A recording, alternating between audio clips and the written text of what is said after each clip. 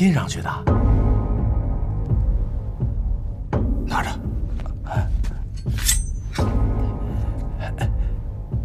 有谁啊？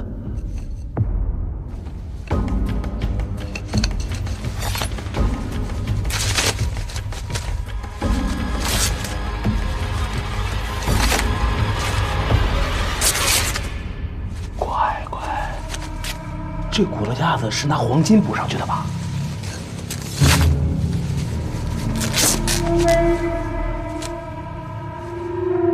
这骨架和头颅不是一具尸体的。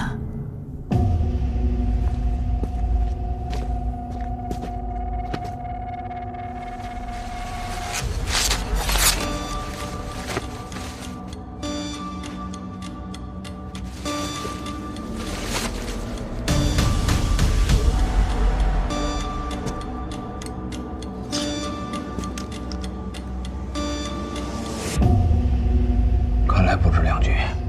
对，你看这下肢、中段还有脑袋，根本就不配套啊！这一看就不是一个人身上的零件啊！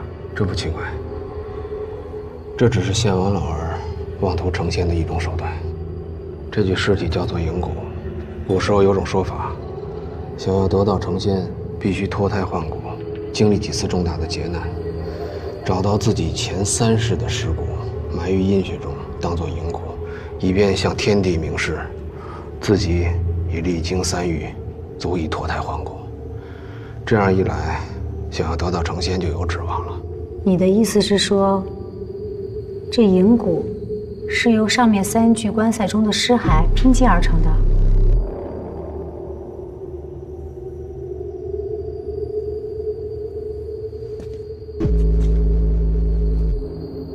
我看这头骨的保存状况，挺像是那口极品印子棺里的东西。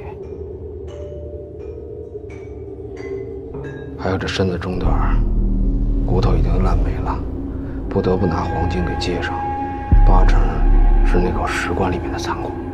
那这下肢我要没猜错的话，应该是那个青铜棺椁里的吧？啊，挺聪明啊。那是。还有，这脑袋上没有眼睛，胸骨上少了几根肋骨，腿上全是淤青和黑痕，说明这3个人经历了3遇的酷刑，分别是挖眼、掏心和夺魂。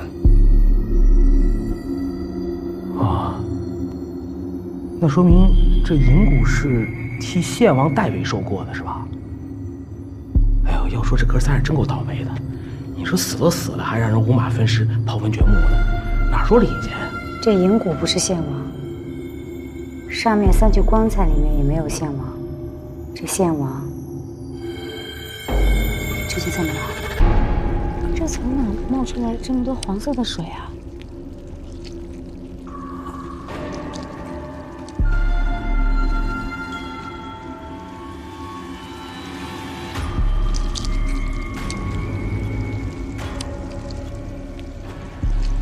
这是粘液，特别像那化了的奶油冰棍。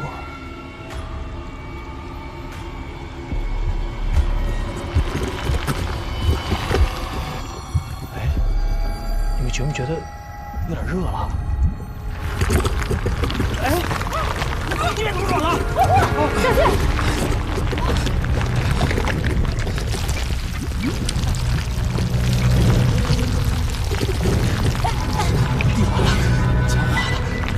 老啊，这壁画师是不是也有催眠盾？咱们现在是不是换血啊？换你大爷个绝！梁大佬，我记得中章墓室里那诗长生族啊，有一只牛啊，这些那最大那牛头主到底对应的是哪具尸体？其他的那几具对应哪个咱都没整明白呢。都什么时候了，您还念这大个了？啊！施展长生术，其中有人鲛人道，对应的是献王和他老婆以前前3世尸骨和那具银骨。大哥们，那3个接应童子呢？3个接应童子，那3个接应童子本来就是3具尸体人啊！啊！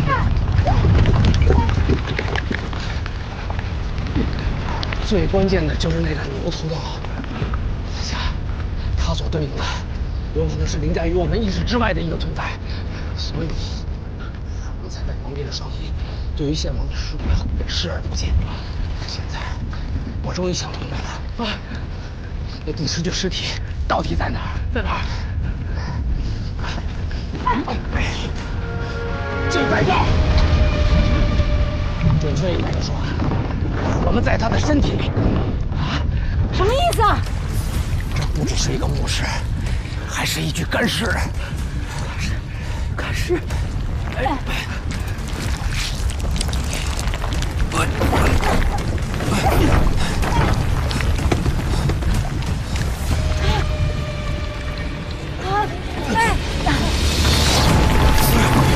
这什么玩意儿啊？这就对上了，这间洞石墓就是你。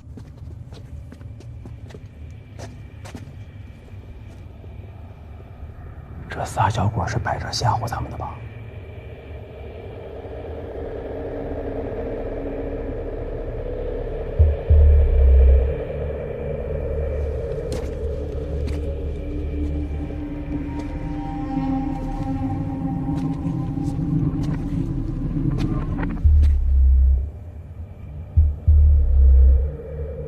哎，老胡，你过来看，你看这个小鬼长得跟个孩子似的。这是用活人制作的长生烛，这几个孩子肚子里装满了油脂，通过肚脐流出，看这样子，应该是在活着的时候被灌的油。活着？以前只是听说过，没想到真有如此惨绝人寰的做法。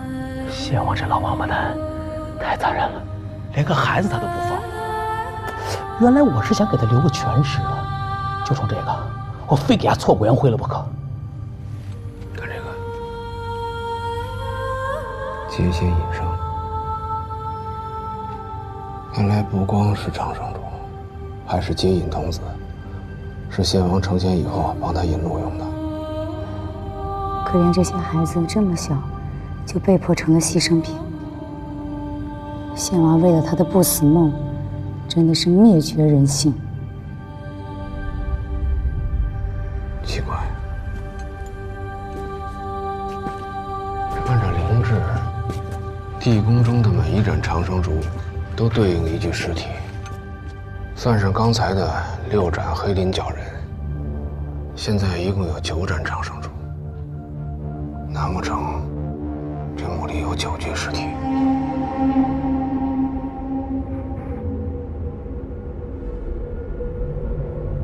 不对呀，这墓里现在只有3口棺材，怎么数这个数也对不上啊。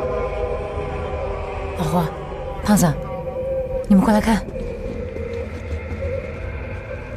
哎，这金银童子身上怎么又一红斑记号啊？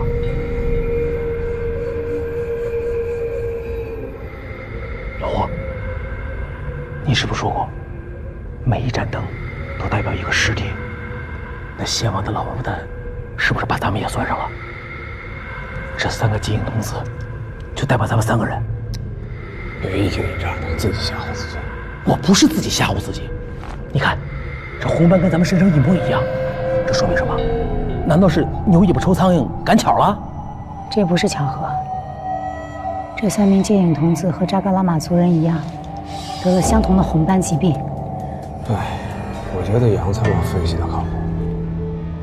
看来这献王和精绝古城的鬼洞族有着千丝万缕的关联，这反倒说明了墓阵中就在献王。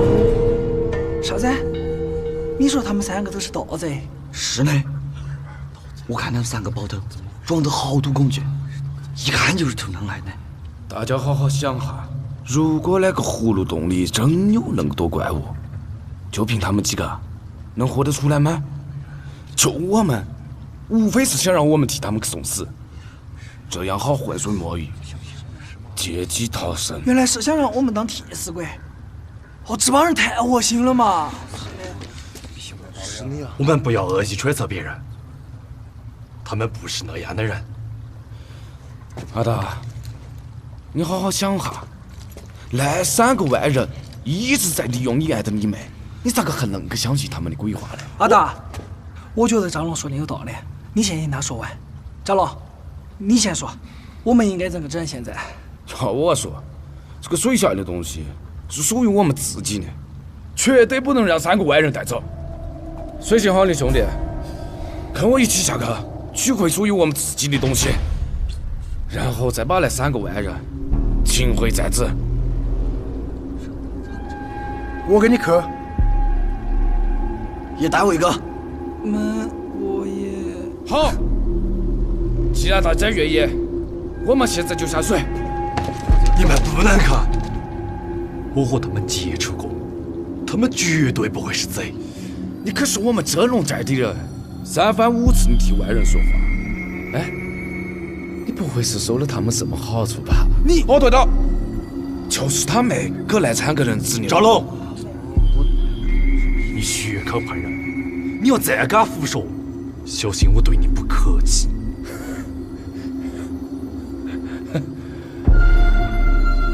走，外头浪费时间。走走。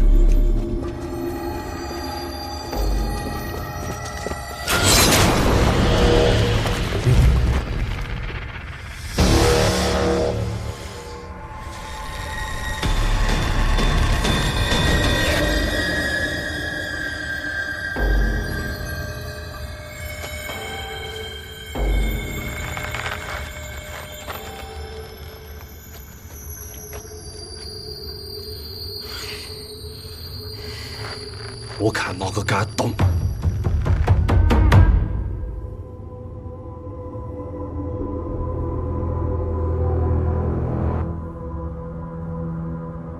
老胡，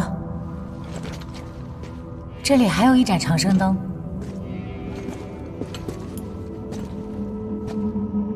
这灯这么大个，肯定是先王他自个儿的。第10盏，这表明这墓里至少有10具尸体。除了先王，还有什么重要人物的尸体会在这墓里呢？如果说这3具棺椁里的尸体分别代表献王的3生3世，再加上他自己的，应该是4具。刚才咱们走过30桥的时候，我发现桥上雕刻的动物都是雌雄一对，说明这是个合葬墓。再加上献王的妃子，这里至少应该有5具尸体。如果这样算来的话，这尸体与长生族的数字相差很远啊。那是不是献王的老婆比较多呢？行，咱别在这瞎猜了，赶紧开棺啊！找到木尘珠那才是真格的。我最怕数数了，老胡，你又不是不知道，我数学是体育老师教的。What？ Number。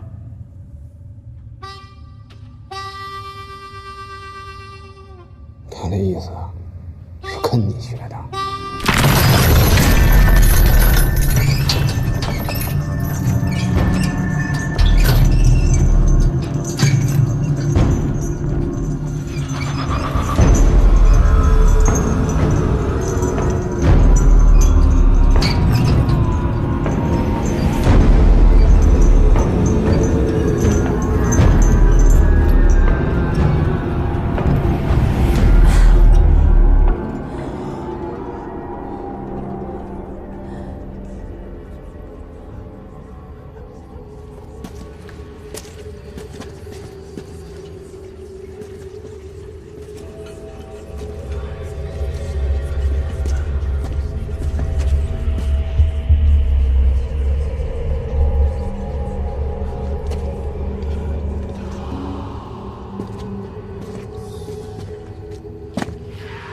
怎么了？这是？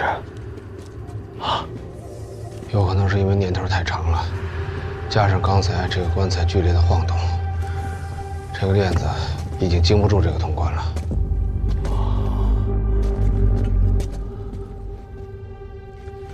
哎，老胡，你过来看，这好像砸出一大洞来，还小心点啊！慢点啊，还有什么机关？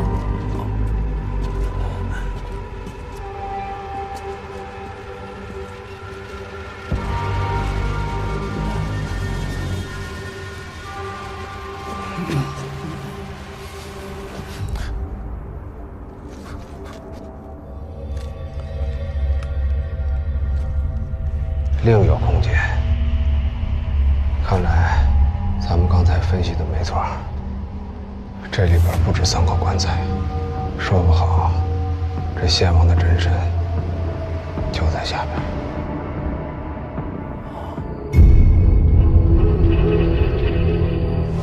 慢点啊！小心！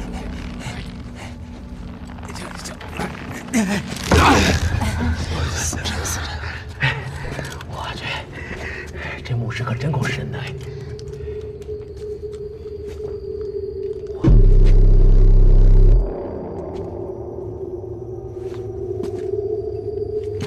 我去，这么多陪葬品！哎，这青铜的不是？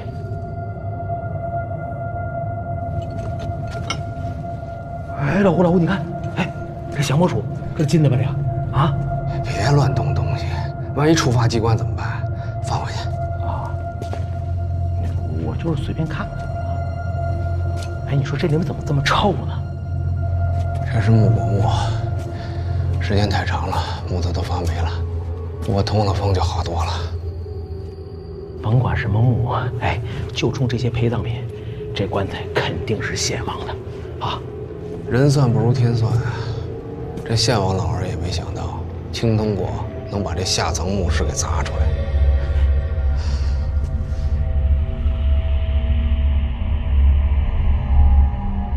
不过这棺材是什么材质的？玉的，还是水晶的？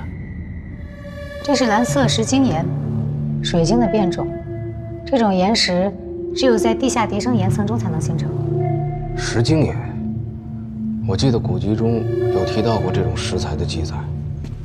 传说地狱中有种石晶做的石磨，凡是大恶之人坠入幽冥之后，都会被石磨碾压，永无超生之日。这种棺材又称鬼棺，是大凶之物。这献王怎么会用鬼棺来入殓呢？那你的意思是说，献王不在这棺材里？哎，要我说，咱先别讨论了啊。实践是检验真理的唯一标准，咱把棺材打开不就完了吗？是吧？这样，老胡，这次我打头阵，开棺的事儿包胖爷我身上。哟，沧海横流，方显英雄本色啊！不过别怪我没提醒你啊，一颗红心，两手准备，你要小心尸变。这您放心，这事儿我门儿清，您就讲好了。交给你了。那王司令，劳驾您帮我判断一下，这东南角在哪儿啊？那个，您诚心的吧，杨参谋长？这里面是一圆，你让我哪儿找角去啊？再说了，我都找不着北，我哪知道南在哪儿啊？您就拿您那个指南针，您凑着找找吧。得嘞，就这儿了，从这儿下手，来吧。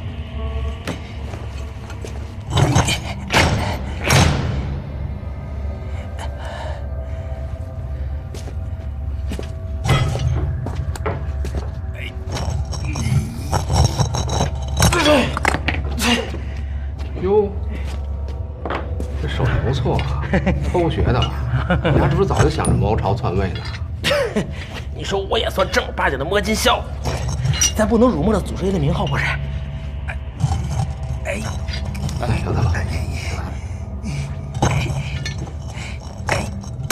这是什么做的？绊脚绳啊，上面染的是朱砂，防止尸变。如果遇到尸变，开棺的时候就把它拦着关口，这样尸体就不能长弯了，腿脚不能动，它就蹦不出来了。一根绳子就能把它拦住，这没有科学道理啊！这是祖师爷传下来的规矩，有备无患。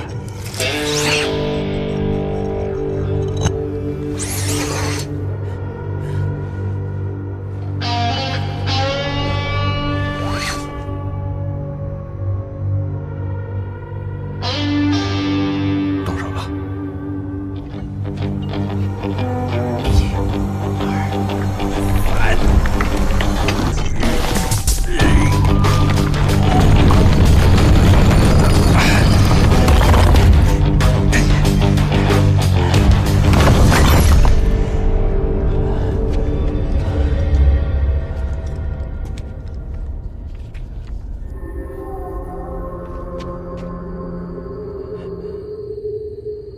你别说，这献王这保养的还不错啊。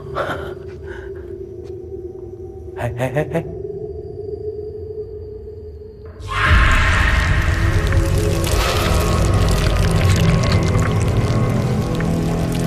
变黑了，是被空气氧化的作用。您说过，这石青棺虽然是不祥之物，但却可以在完全密闭的情况下，完好的保存尸体的原貌。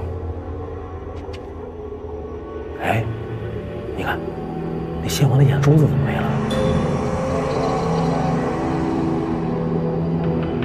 好像是被摘掉了。这眼睛上有被施过剜刑的痕迹。古代的时候有种刑具，形状像杯子一样，里边有旋转的刀齿，按在眼睛上一转，就可以活生生把一段罩子给挖出来。你的意思是说，有人把献王的眼珠子给剜出来了？谁这么大胆子？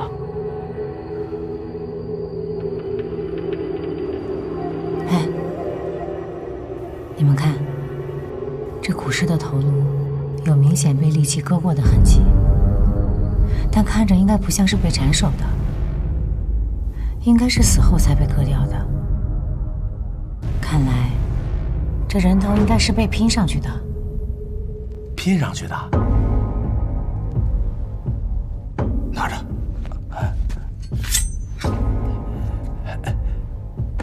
有谁啊？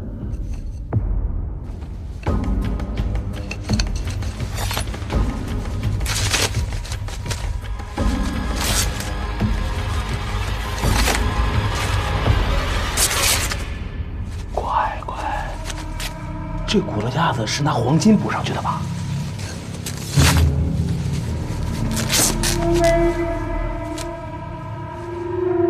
这骨架和头颅不是一具尸体的。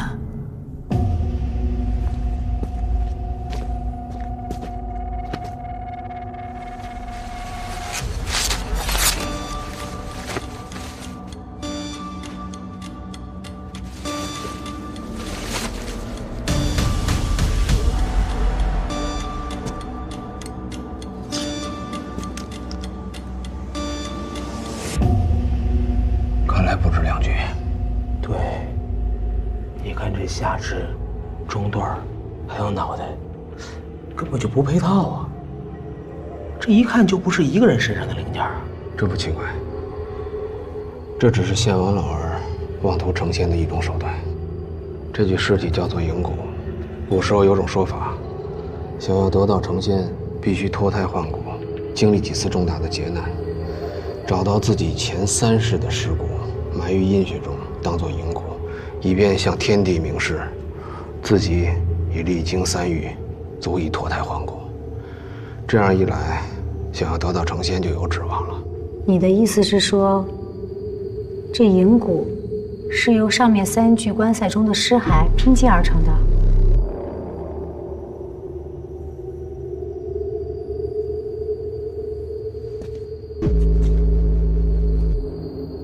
看这头骨的保存状况，挺像是那口极品印子棺里的东西。还有这身子中段，骨头已经烂没了，不得不拿黄金给接上，8成是那口石棺里面的残骨。那这下肢我要没猜错的话，应该是那个青铜棺椁里的吧？啊，挺聪明啊。那是。还有，这脑袋上没有眼睛，胸骨上少了几根肋骨，腿上全是淤青和黑痕，说明这3个人经历了3遇的酷刑，分别是挖眼、掏心和夺魂。啊，那说明这银骨是替献王代为收过的，是吧？哎呦，要说这哥3人真够倒霉的，你说死都死了，还让人五马分尸、刨坟掘墓的，哪说理去？这银骨不是献王，上面3具棺材里面也没有献王，这献王究竟在哪儿？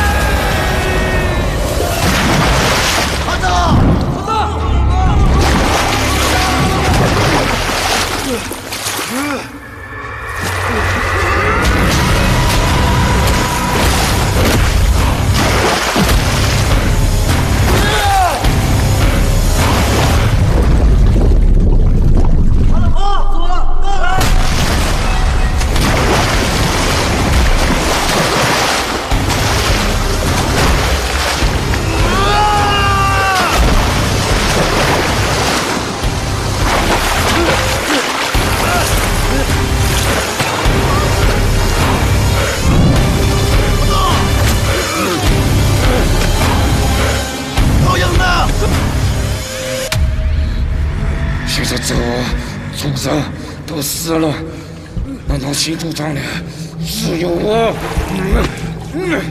难道你不想去孔雀了没？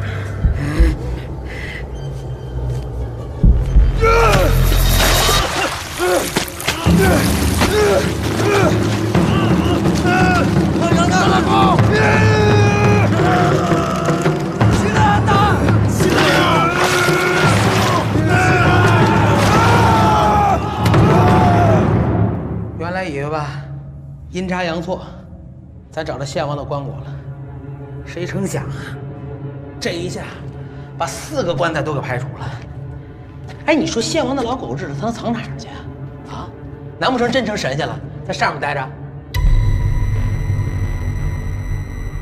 胖子，啊，你刚才说什么？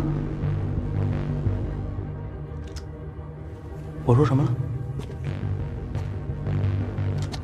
你说上了。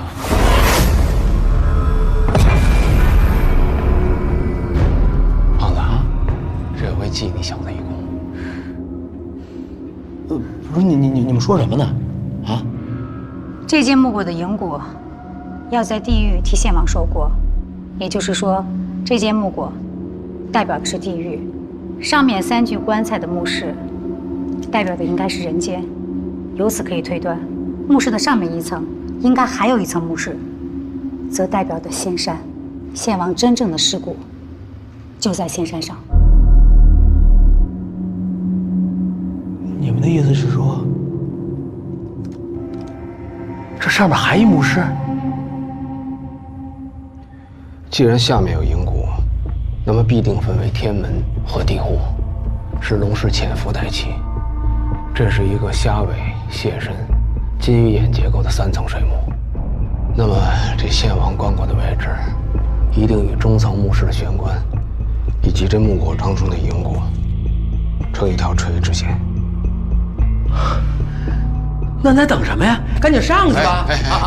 稍安勿躁，组上有任务交给你。什么任务？之前答应孙教授了，咱们不破坏文物，所以你让我把这儿恢复原样。哎，凭什么是我呀？革命不分高低贵贱，后勤工作很重要啊。行，包我身上。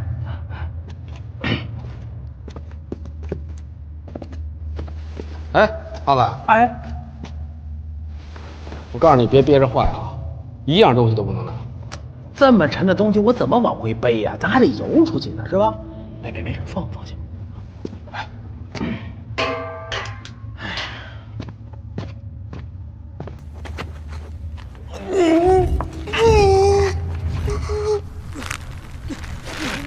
放开我们！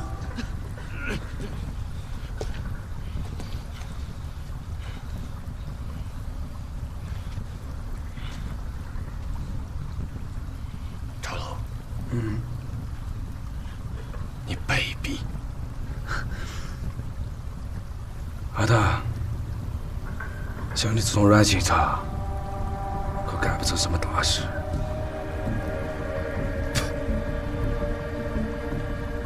香港等阿达留下来的，我不拦你们。但如果我这里举出啥子宝贝来，可就没你们什么事情了。走，下水。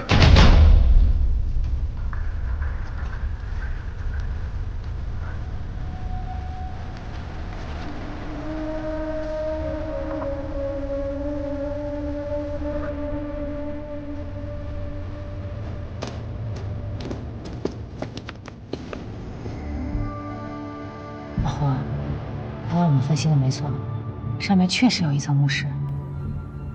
上去看看。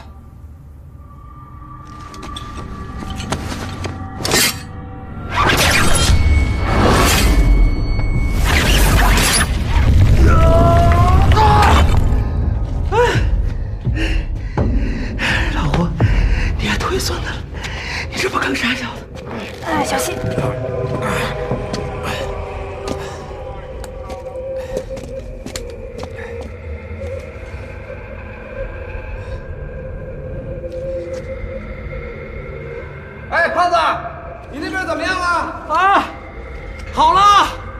我这边已经发现新大陆了，别磨叽，快点的。好嘞，马上上来。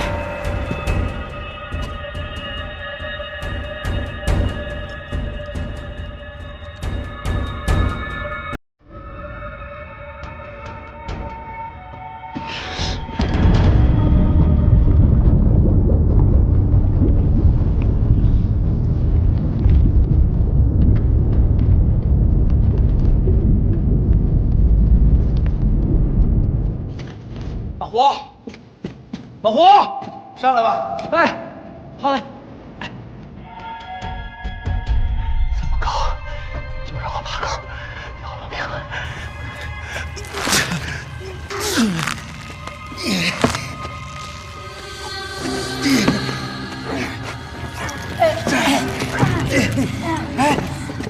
累死我了！瞧让你还干点活真磨蹭，害得我等你这么半天。谁磨蹭了？啊，底下那些东西不都我一人收拾？我跟你说，推那棺材板费了我大劲了。老金要是在就好。你来吧。哎，老金在也没用。老胡，我跟你说啊，我卖这么大力气，可都因为这是你交给我的任务啊。行啊，既然你对这后勤这么热情，那以后就命你为后勤部的组织部长了。少来，我才不上你当呢！你这累傻小子呢你？不是老郭，你不是说这银鼓上面就是先王的棺材吗？棺材呢？我怎么没瞅着啊？我也觉得奇怪，会不会是这献王老儿把风水格局给改了？这献王确实心思诡异，令人难以捉摸。既然这里有条墓道，那就证明咱们判断的大概方向没错。还是继续再往前看看吧。小心点啊！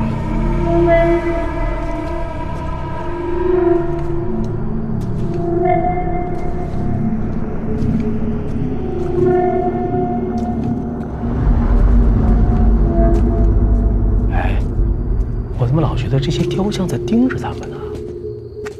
好深啊！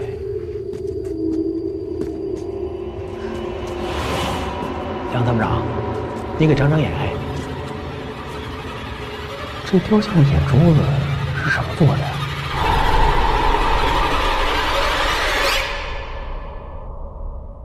哎，我怎么老觉得这些雕像在盯着咱们呢？好深啊！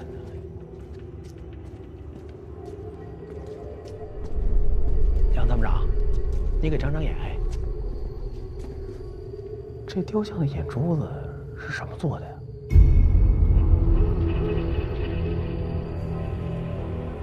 这些都是极为罕见的宝石。宝石？别动危险。哦。这献王即便死了，也要把自己放在阴宫的最高处，可见他对权力和仙道的执着程度，已经到了变态的地步。胖子，你还有病啊！你是不是不长记性啊？忘了那蛇谷那惨痛教训了？没有，我没想动他。咱怎么说也是一正儿八经的考古工作者是吧？我这是好好欣赏欣赏啊！赶紧下来！哎，杨参谋长，您过来，我问你点事儿啊。你说这雕像它到底雕的是谁呀？拿宝石做眼珠子，这也忒奢侈了吧？这些雕像面色十分庄严，俯视着每一个进来的人，让人心生畏惧。我想，这应该是献王用来守灵的怒目天神。天神啊！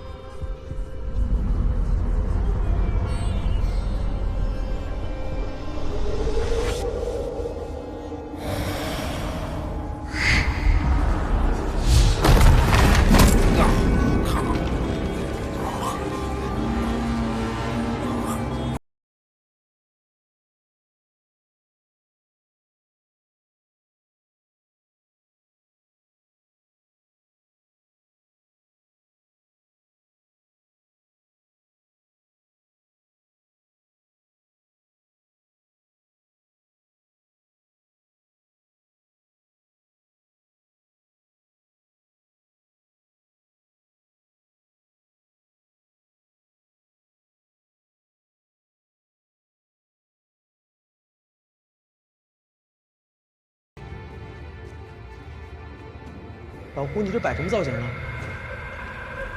老胡，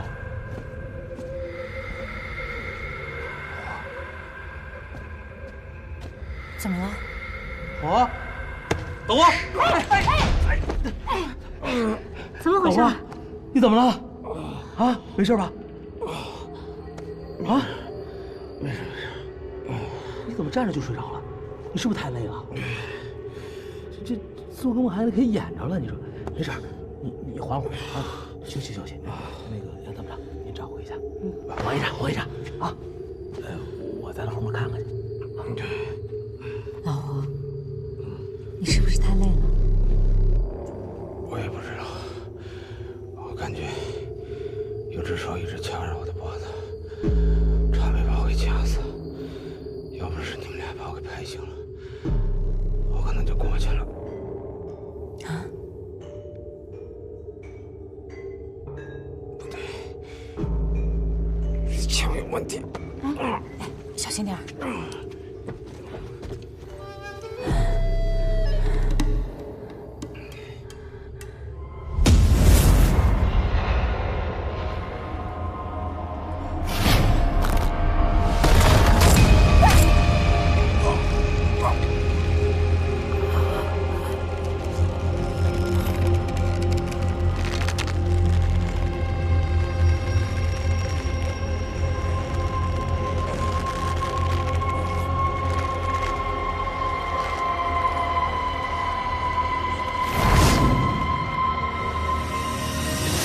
这么好东西留着可惜了了，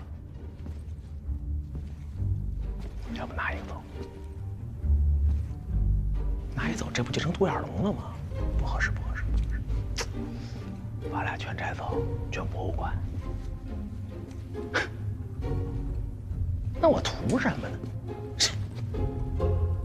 行了啊，男子汉大丈夫，说不打就不打啊，拿掉了。哎，老胡。我跟你说，我这次可算是忍痛割爱了啊！哎，就冲我这觉悟，你不得表扬我？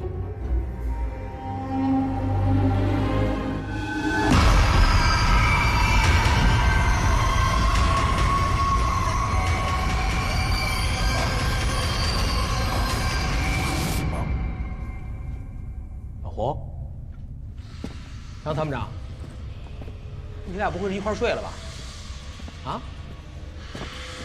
老胡，怎么又？杨参谋长，你们看什么呢？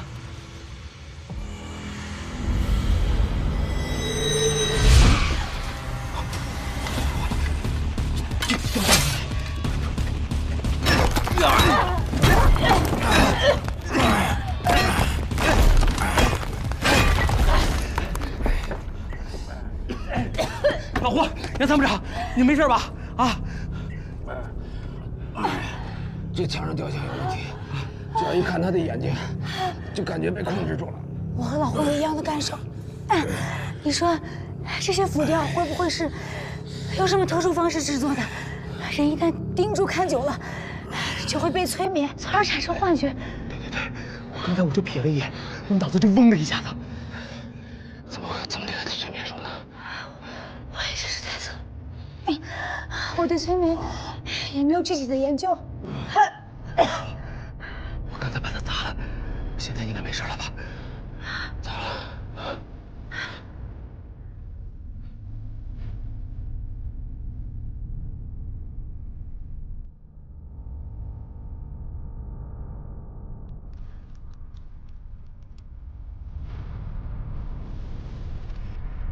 这里面好像是具尸体。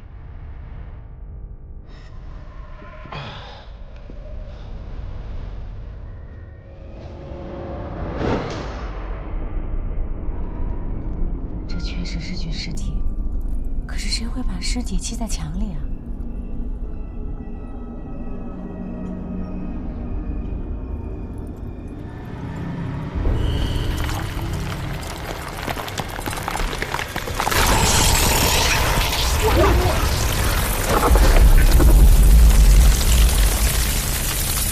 这哪有扑了蛾子？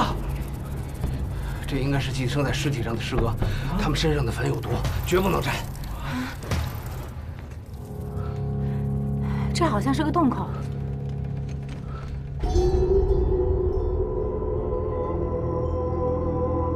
看来这个女尸就是为了填这个洞口用的。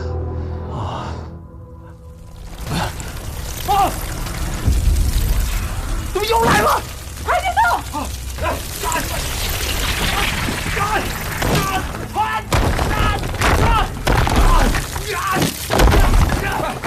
赶紧！潘了，赶紧进去！你们先走，你快点！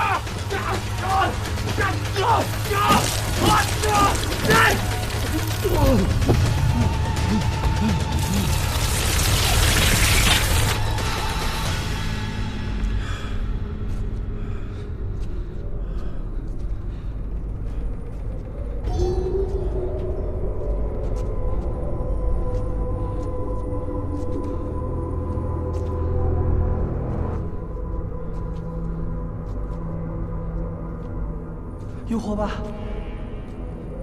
点上。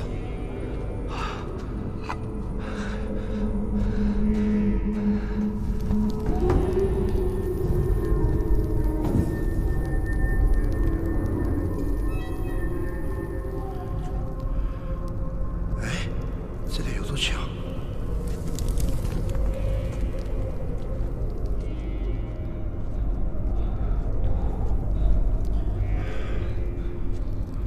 敲了一片啥子啊？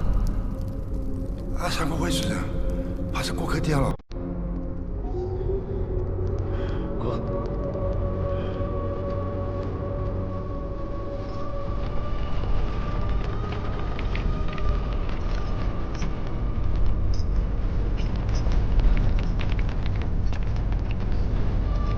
三爷，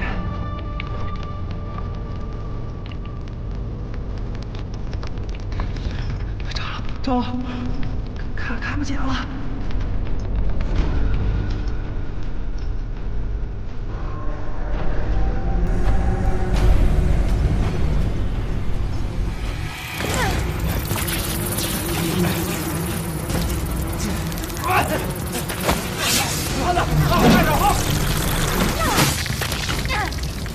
有混的把洞口也堵上啊！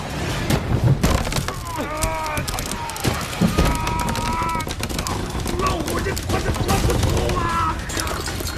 我知道，快！好。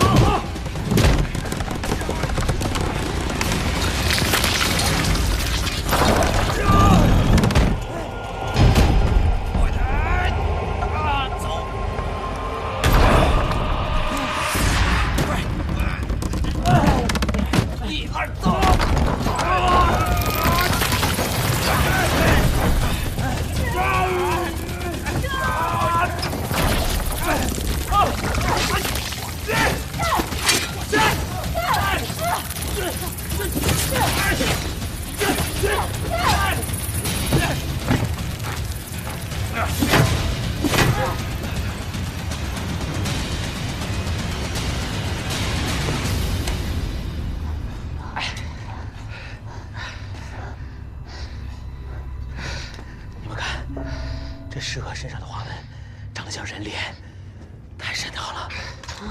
我刚才不是在外边说过了吗？这是寄生在尸体里边的尸蛾，跟普通蛾子不一样。这一不留神让它亲一口，那可就要了命了。你就是抹半斤风油精也救不回来。这女尸生前肯定是让人动了手脚了，体内才会产出这么多的尸蛾。这什么地儿啊？这是最上层，难道这里是献王地宫？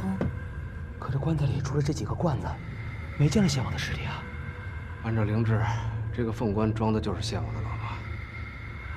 那献王老婆的尸，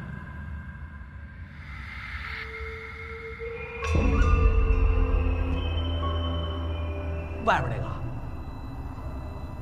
哎，我去，献王也忒邪门了吧？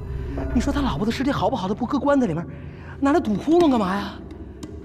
这女尸的位置摆放的极为古怪，在风水上有什么讲究吗？我也说不清楚。按照营骨位置推测，献王的棺椁应该就在这间墓室。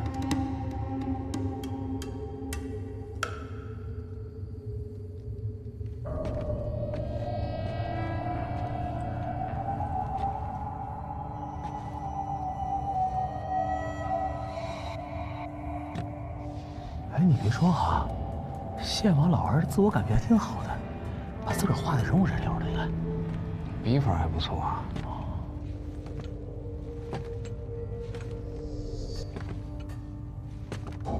老胡，胖子，你们过来看。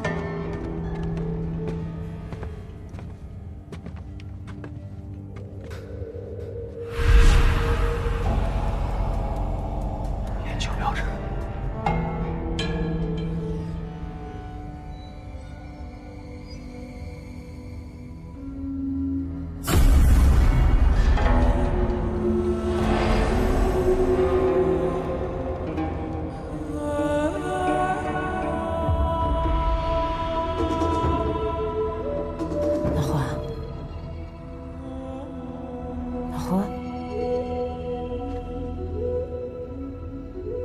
不会是又给催眠了吧？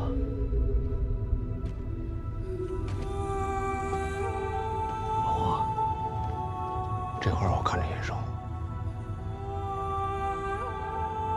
好像在哪儿见过。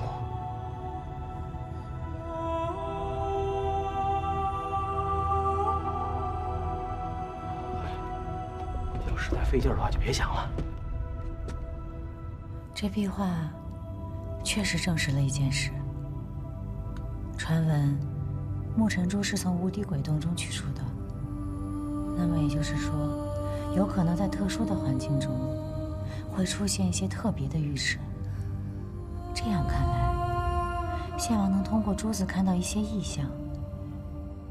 老胡，我觉得你猜的没错，这里应该就是献王的墓室。可就这么大点地方，这献王的真身究竟在哪儿呢？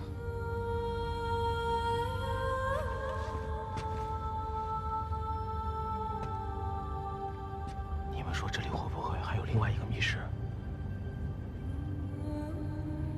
这种天然形成的洞穴，在灵智中被称为洞室穴。按照藏经和地脉结构，不可能再有其他的密室。可这里却偏偏没有装殓献王的棺椁，这不符合常理啊！太奇怪了。老胡，你看那个壁画。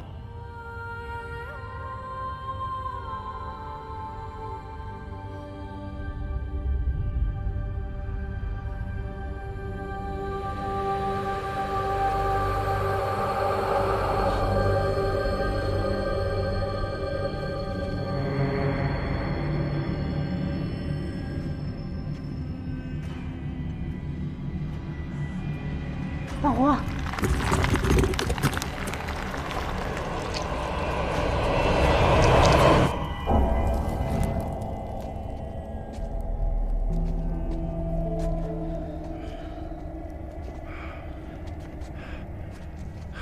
这鬼太奇怪了，是那么大型的洞府啊，咋个那个都棺材啊？周老，还是你聪明，不然那个人呐，这下没有那个大一个嘛。哎，这里面肯定有好多宝贝。乱说那呀！咋弄生意交代个？这是我们未来的组长。是，组长。这个下头有些啥子呀？先去找来3个人。好。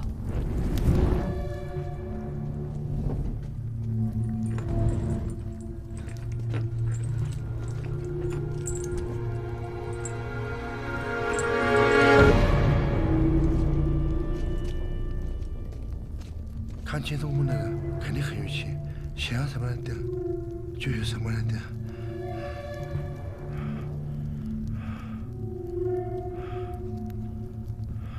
奇怪，那3个人跑到哪里去了？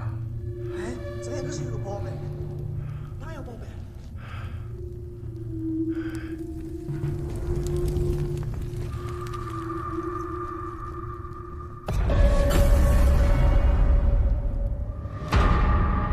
这个是什么呀？让开！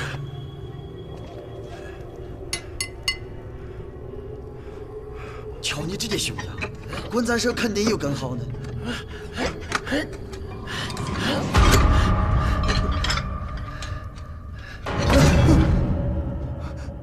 什么声音啊？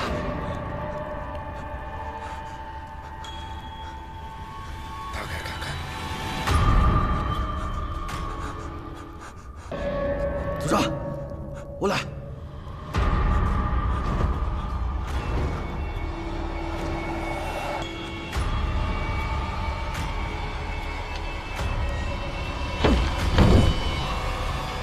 退。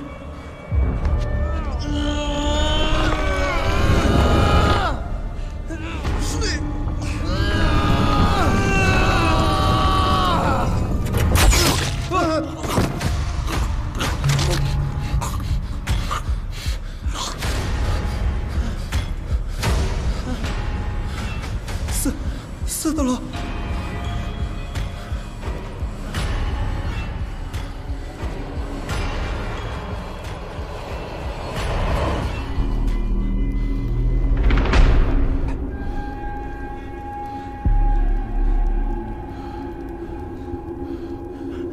这个铜具有机关，你把它拿走了，触发了机关。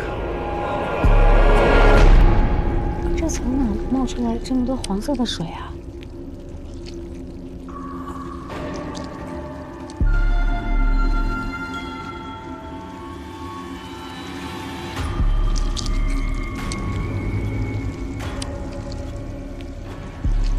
这是黏液，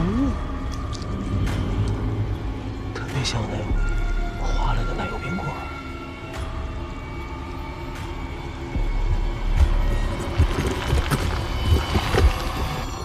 哎，你们觉不觉得有点热了？哎，地面怎么软了？小心！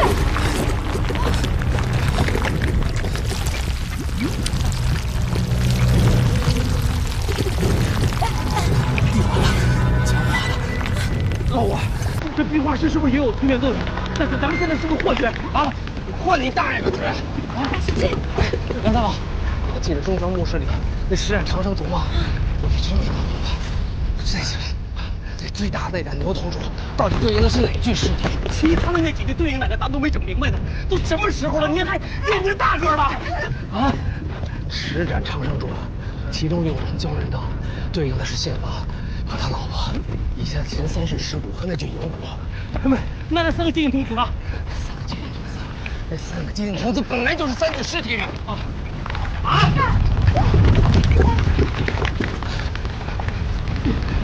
最关键的就是那盏牛头灯，在下，它所对应的有可能是凌驾于我们意识之外的一个存在，所以刚才魏皇帝的少爷对于献王的尸骨视而不见。现在我终于想通了啊！那第10具尸体到底在哪儿？在哪儿？就在这儿。准确一点的说，我们在他的身体里。啊？什么意思啊？这不只是一个墓室，还是一具干尸。干尸。哎。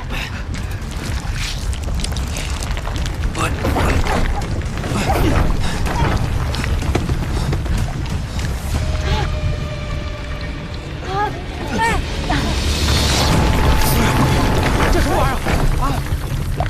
这就对上了，这间洞石墓就是牛头灯所对应的第10具尸体，而且他现在已经复活了。什么复活？什么尸体？不是你说的，我听糊涂了，老吴。我猜这是一个巨型的万年无头肉之骨，咱在的地方就是风水大冲所在。这个献王用自己的老婆填了无头眼，所以咱们所待的就是这无头肉质的尸壳里。你的意思是说，这墓室是无头肉质做的，而无头肉质就是献王的骨？不是，那物质是活的死的呀！啊！无头肉质，用脚肉同质，凡是风水大冲、清浊失调的地方都会有这种东西。肉人质一般都有眼睛，一目叫太岁，二目青狐，长得五官俱全，才叫无头，极其可疑。哎，这玩意儿就是因为咱们进来，带入了空气，所以又活了过来。我这里这谢王的骨，这谢王的棺材又在哪儿啊？我估计这玩意儿早就死在地下啊！老胡，你看，跟着动！既然是无头肉之骨，那这谢王的棺材一定在下面。这下面好像有具干尸，是谢王的吗？啊！哎呦，明白了，这个凹洞是这个无头肉之骨的另一个眼窝，也是这个谢王墓的风水上山之所。这个谢王老二真是不简单，竟然为了千年不腐，把自己放在这个下面。这尸体怎么能往下陷啊？怎么办？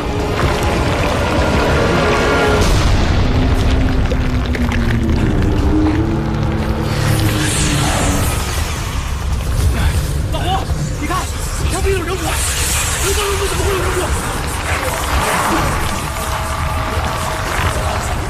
这也许是谢王把寻常的工匠封进了这里，给无头肉质做了肥料。老胡，抓紧时间了，不然他们会肉质吃了，你们都饿死了，让他们快跑啊！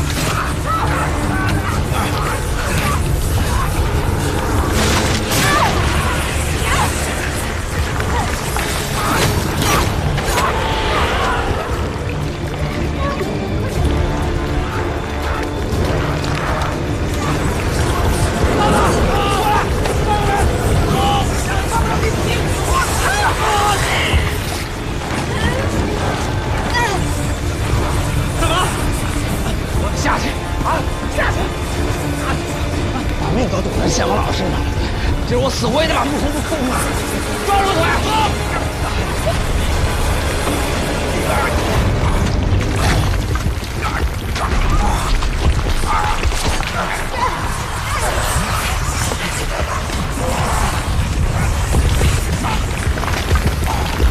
好了，往下放！